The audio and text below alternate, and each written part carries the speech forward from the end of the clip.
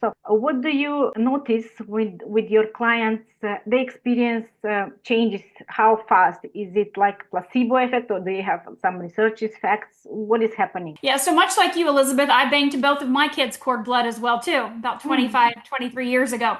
So yeah. in hopes that if I ever needed it, it would be there to help, and with anything. But we also know that it's only viable for a certain amount of time. Right? We pay yearly for that, but then after about 18 years, they're not for sure if it's viable. And really, when we look at the disease process in the body, when we look at the degeneration, those types of Mm, things typically start to happen much, much past age 18. later, They're yeah. Hmm. happening more into the 40s, 50s, 60s, and beyond when that is no longer viable. So this gives everybody the option to be able to use, no matter what age you are, to be able to activate those stem cells. So by a wavelength of light that enters the body, we elevate a peptide, GHKCU copper peptide.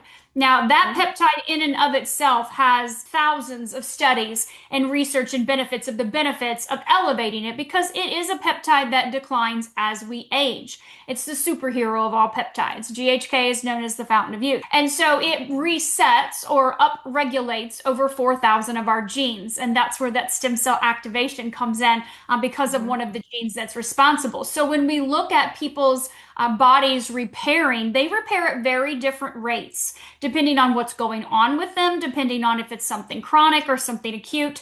For example, I have a surgeon that requires at least 1 month pre-op that his patients start using the stem cell activation patch and a minimum of 2 months post-op. He's found that post-surgery, they're healing 40 to 50% faster just from the elevation of GHK in the blood.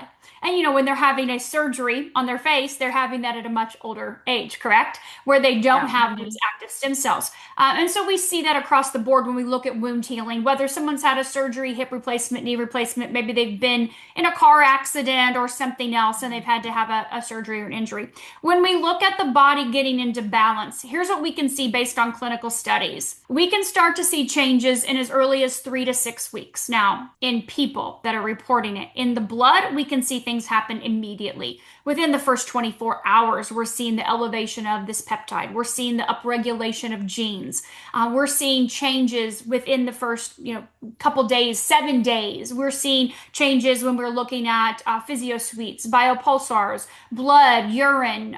We're looking at microscopy, light field, dark field. So things are being measured in our clinical studies because we do have over 90. So you can see changes even as early as a day or even as early as a week. But when we look at what people are reporting, it's about 3 to 6 weeks that we can start to see changes based on they're saying, like better quality of sleep, a more physical energy, mental energy, less brain fog, more concentration. They just have a better sense of well-being, overall level of happiness and joy. And then when we look again at our studies at that 6 week mark, say for example, in the cardiovascular system or the neurological system, we can see changes in brain mapping, in EEG. We can see changes in heart rate variability and in the functionality of our vascular system, even as early as 6 weeks. And those just compound. When we look at our studies, we look at our participants, we're even looking out a year and saying, wow, we can see stopping of bone loss and the increasing of bone density in a 12-month period of time.